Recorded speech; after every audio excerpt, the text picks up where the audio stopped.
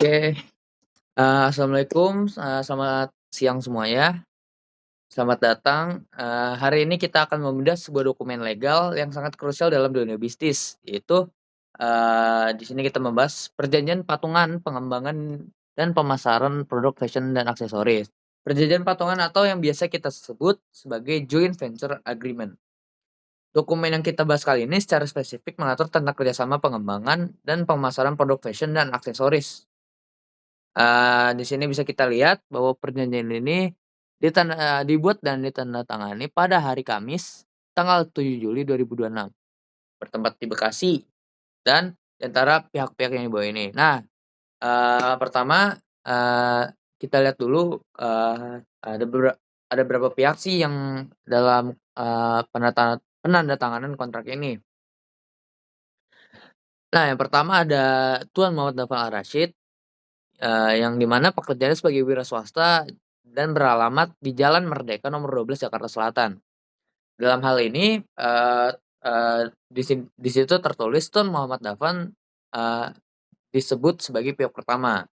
Lalu yang kedua ada Tuan Bambang Utomo yang di mana pekerjaan beliau sebagai pengusaha dan alamatnya yang, bertepatan di Jalan Diponegoro nomor 45 Bandung, yang disebut sebagai pihak kedua.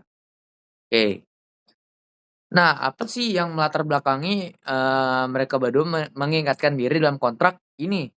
Kalau kita cermati pada bagian latar belakang nih ya, nah, di sini tertulis bahwa pihak pertama adalah perorangan yang memiliki keahlian konsep kreatif, desain, serta jaringan produksi di bidang industri fashion, pakaian, dan aksesori. Kedua, bahwa pihak kedua adalah perorangan yang memiliki kapasitas finansial, modal modal kerja, serta jaringan pemasaran dan distribusi retail. Dan terakhir, bahwa para pihak bermaksud untuk memadukan potensi, modal, dan keahlian masing-masing untuk menjalankan sebuah usaha bersama di bidang fashion dan aksesoris secara patungan. Nah, eee, kalau tadi kita baca ya, kedua belah pihak memiliki potensi yang sangat komplementer alias saling melengkapi. Pihak pertama Tuan Muhammad Dafan adalah bergerak sebagai motor penggerak kreatif. Beliau memiliki keahlian, konsep kreatif, desain, serta jaringan produksi di industri fashion. Namun, ide kreatif tentu butuh bahan bakar dong. Nah, disinilah masuk pihak kedua, yaitu Pak Bambang. Pak Bambang, yang tertulis di situ, memiliki kapasitas finansial, modal kerja, serta jaringan pemasaran dan distribusi retail yang kuat. Lalu kita masuk ke maksud dan tujuannya di pasal 1. Berdasarkan perbedaan kekuatan tersebut, tujuan utama, atau maksud dan tujuannya dari dibuat perjanjian ini adalah untuk membentuk sebuah kemitraan usaha bersama. Mereka memadukan potensi untuk berproduksi, mengembangkan, serta memasarkan produk fashion, pakaian, serta aksesoris. Menariknya produk-produk ini nanti ya akan dipasarkan di bawah satu merek dagang yang menjadi milik bersama kedua belah pihak. Yang bisa kita lihat ya, serta aksesoris dengan merek dagang milik bersama. Jadi, nanti, usaha fashion ini akan dimiliki oleh Muhammad Dafan dan Tuan Bambang Utomo. Nah, sekarang mari kita masuk ke inti dari kontrak ini, yaitu bedah klausul-klausul penting untuk mengatur jalan bisnis patungan ini. Pertama, kita ke pasal 2, yaitu objek perjanjiannya. Ruang lingkup kerjasama ini sangat luas dan menyeluruh. Objek pengelolaannya mencakup seluruh rantai pasok atau supply chain bisnis fashion, mulai dari proses desain awal, pengadaan bahan baku, proses produksi, manajemen operasional, hingga strategi pemasaran yang dilakukan secara omnichannel. Nih, hingga pemasaran baik secara online maupun offline. Omnichannel itu jadi pemasarannya dilakukan keduanya online maupun offline. Lalu kedua, nah ini bagian yang paling sensitif nih. Di pasal 3 nilai transaksi dan tata cara pembayaran modal usaha. Di sini kalau kita lihat ya, total modal yang disepakati untuk menggerakkan roda bisnis ini adalah sebesar Rp800 juta. Namun pembagian porsi modalnya tidak dibagi rata, karena kan kita lihat tadi, pihak pertama kontribusi apa, pihak kedua kontribusi apa kan. Nah, di sini ada nih di bawah.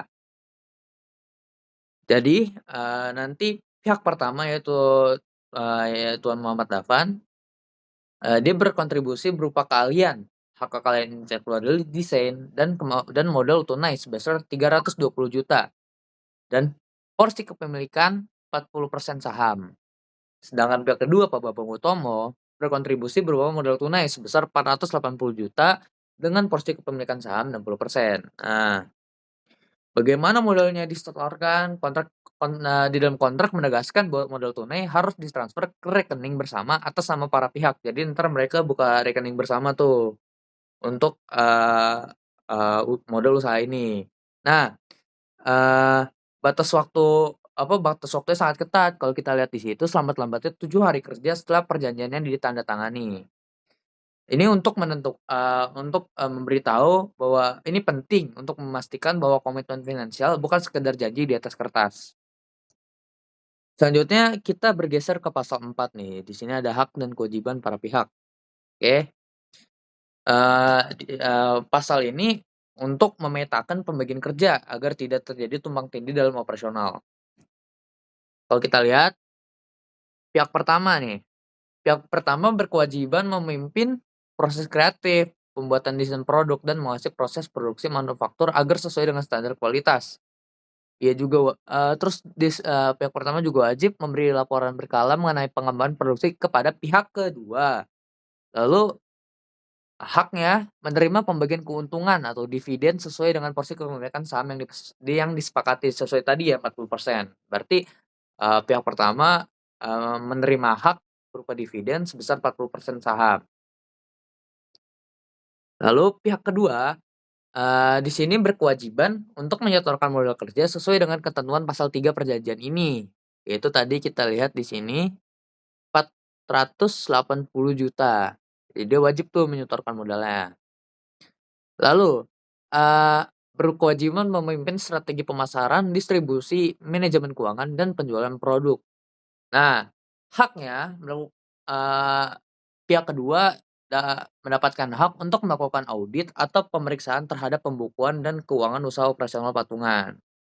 Lalu, berhak juga untuk menerima pembagian keuntungan dividen sesuai dengan porsi kepemilikan yang disepakati, itu tadi ya 60%. Jadi, beliau berhak menerima 60%, dividen saham. Nah, di sini ada pasal 5 jangka waktu perjanjian. Jadi perjanjian ini nggak selamanya ya. Jadi, kita lihat di sini perjanjian ini berlaku untuk jangka waktu 3 tahun, terhitung sejak tanggal ditandatanganinya. Nah, kalau misalkan ingin diperpanjang di sini ditulis juga nih, selambat-lambatnya, jadi kedua belah pihak membuat, kesepakatan tertulis selambat-lambatnya 3 bulan sebelum masa perjanjian berakhir. Jadi jikalau, sudah mau masuk, akhir kontrak, kalau misalkan ingin diperbarui maka dibuat perjanjian tertulis 3 bulan sebelum perjanjiannya berakhir. Oke. Nah, ini juga memberi waktu untuk, para pihak, ini mengevaluasi apakah bisnis ini menguntungkan atau tidak. Nah, bagian dasar hukum yang digunakan. Oke, eee, s teman-teman eee, sebuah kontrak atau perjanjian tuh tidak akan memiliki kekuatan mengikat jika tidak didasarkan pada instrumen hukum yang sah ya.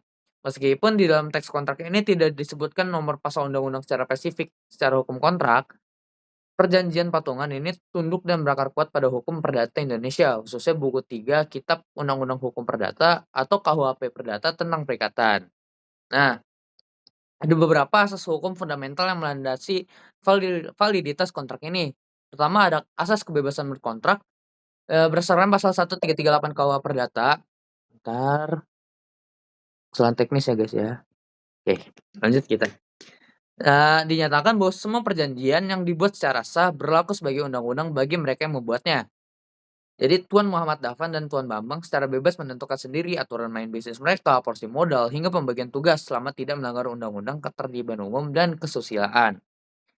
Lalu ada syarat sahnya perjanjian pasal 1320 KUH Perdata. Kontrak ini memenuhi 4 syarat sahnya perjanjian. Ada kesepakatan kedua belah pihak, tanpa paksaan, mereka adalah subjek hukum yang cakap bertindak sebagai perorangan dan pengusaha, ada objek tertentu yaitu usaha fashion dan aksesoris, serta memiliki klausa yang halal dan tujuan bisnis yang legal. Lalu ada kombinasi persekutuan perdata, karakteristik kontribusi pihak pertama yang memasukkan kalian desain in kind yang tadi nih ya. Nah, berkontribusi berupa kalian in kind berpadu dengan model pihak kedua, merupakan bentuk konkret dari konsep match cap atau persekutuan perdata yang diatur dalam pasal 1618 KUH Perdata, di mana para sekutu saling mengikatkan diri untuk memasukkan sesuatu ke dalam persekutuan dengan maksud membagi keuntungan. Oke.